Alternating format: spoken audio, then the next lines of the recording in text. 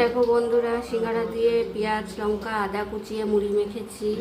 তার সাথে ছেলে মুড়ি মাখা খাবে না, সিঙ্গারা চাটনি খাবে, আর তার সাথে চা করেছি।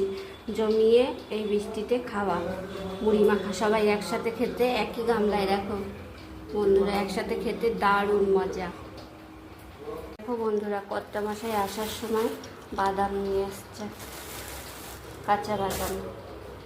আর এখানে বিস্কুট নিয়ে এসছে, প্রজাপতি বিস্কুট।